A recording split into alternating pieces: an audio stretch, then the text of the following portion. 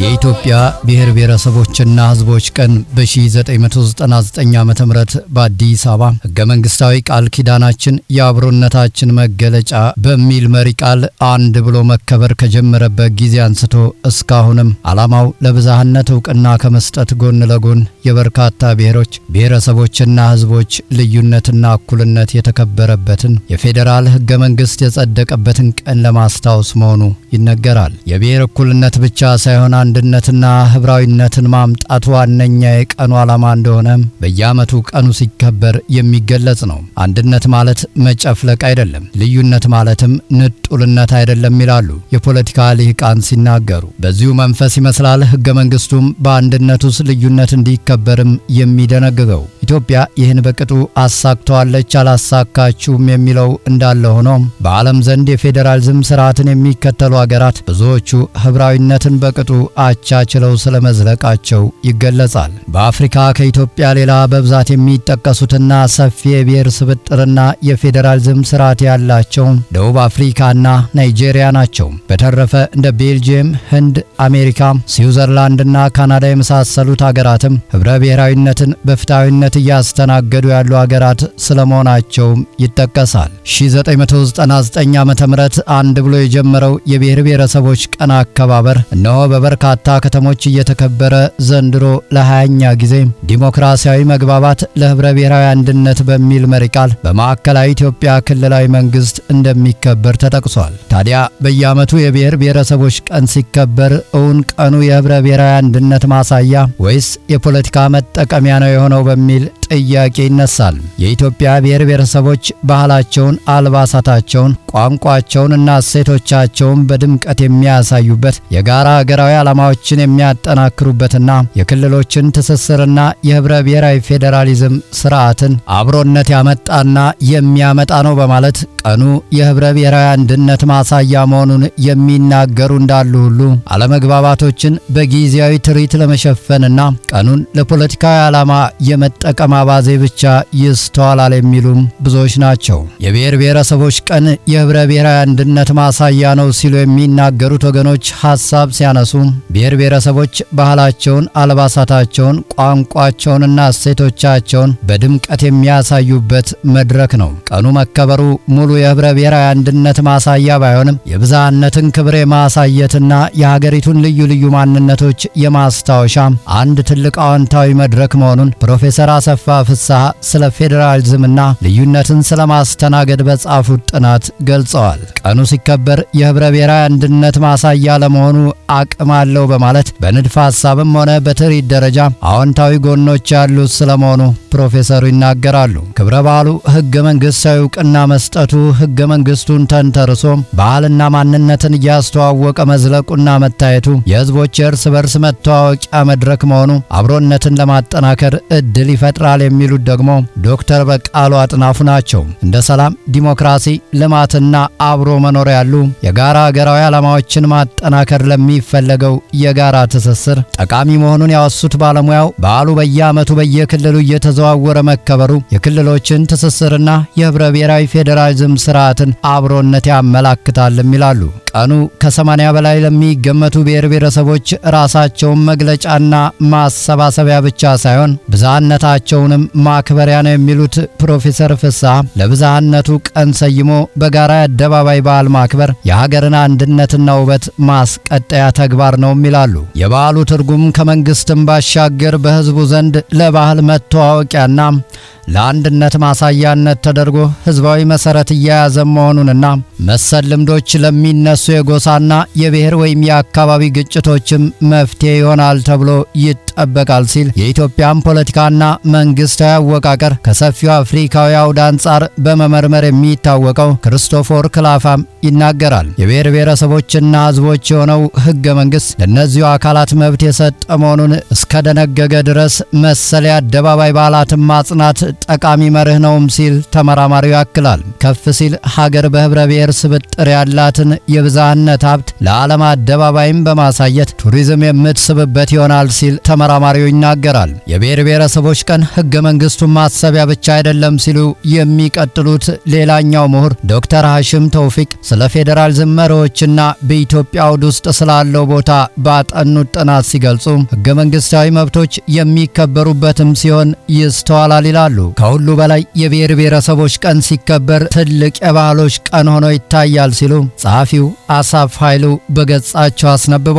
የሚታየው ባህል ትርጉምም ይሰጣል። በሀገሪቱ ያሉ የተለያዩ ባህሎች ውበታቸውን፣ ባህላዊ አለባበሳቸውን፣ የአባት የቅድመ አያት ወጎቻቸውን፣ የጸጉር አሰራሮቻቸውን፣ ቋንቋዎቻቸውን፣ ዘፈኖቻቸውን፣ ጭፈራዎቻቸውን፣ ውብ ምግቦቻቸውን፣ መጠጦቻቸውን፣ ባህላዊ ጌጦቻቸውን አውጥተው በየአደባባዩ የሚያሳዩበት፣ የሚሸጡበት፣ ባህላቸውን በደስታ ለዛሬው ኗሪ የሚያስተዋውቁበት፣ ገቢ የሚያገኙበት፣ በበዓሉ የተነሳ ብዙ የሥራ ዕድሎች የሚፈጠሩበት፣ የባለ ሀብቶችን አይኖች ወደ ምርቶቻቸው የሚስቡበትና የመሳሰሉትን የተለያየ ጥቅሞች የሚሰጥ የባህል ኢንዱስትሪ መፍጠሪያ ነውም ሲሉ ጸሐፊው ያብራራሉ። በተጨማሪም ቀኑ በየዓመቱ በተለያዩ አካባቢዎች መከበሩ ከፍተኛ የሆነ ኢኮኖሚያዊ ጠቀሜታ እንዳለው የሚነገር ሲሆን ከተሞቹ እንግዶቹን ለመቀበል ከሆቴል ጀምሮ የተለያዩ ስራዎችን እንደሚሰሩና ይህ በገቢ ደረጃ ከፍተኛ ጠቀሜታ እንዳለውና ከተሞችን እንደሚያነቃቃ ይገለጻል። በብሔሮች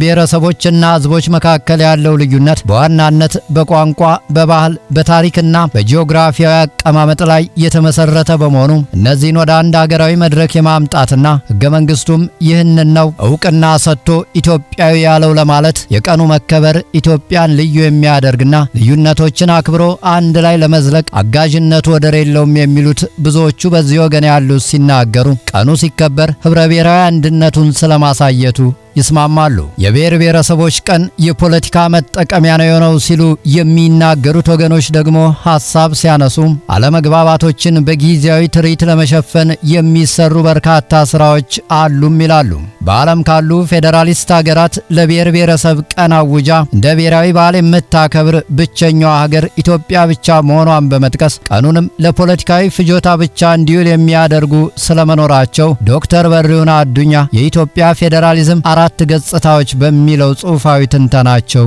ይናገራሉ። በዓሉ ከህዝብ ጥያቄና እንቅስቃሴ መነጨ ሳይሆን በዋነኛነት አጀማመሩም በመንግስት የሚመራና የሚተገበር በመሆኑ ብዙዎቹ እንደ መደበኛ ስርዓታዊ ፕሮግራም እንጂ እንደ ልባዊ ህዝባዊ አንድነት ማሳያ አይመለከቱትም ሲሉም ያክላሉ። በዚህ ወገን ያሉት እንደሚሉት ከሆነ አከባበሩ በሐሳብ ደረጃ አብዝቶ ጥቅም ያለው ጉዳይ ቢሆንም በተግባር ግን የፖለቲካ ልዩነትን መሸፈኛ ነው ይላሉ። ፖለቲካው በብሔር ማንነት ዙሪያ በሚደረጉ ግጭቶችና አለመግባባቶች ሲታመስ ለመፍትሄ ብቅ የማይሉ ፖለቲከኞችና አስተዳዳሪዎች ለበዓሉ ቀን ግን እነዚህን አለመግባባቶች በጊዜያዊ ትርኢት ለመሸፈን ብቅ ይላሉ ስትል በአፍሪካዊ ጥናትና ምርምሯ የምትታወቀው ጸሐፊ ሎቪስ አለን ትናገራለች። ለታይታ የሚዘጋጁ የአደባባይ በዓላት መብዛት ነው በአፍሪካ የአንድነት መፈክሮች ከእውነተኛ የፖለቲካ መፍትሄዎችና ፍትህ ጋር አብረው እንዳይሄዱ ያደረጋቸውም ትላለች። ቀኑ ለፖለቲካዊ ጥቅም ይውላል ሲሉ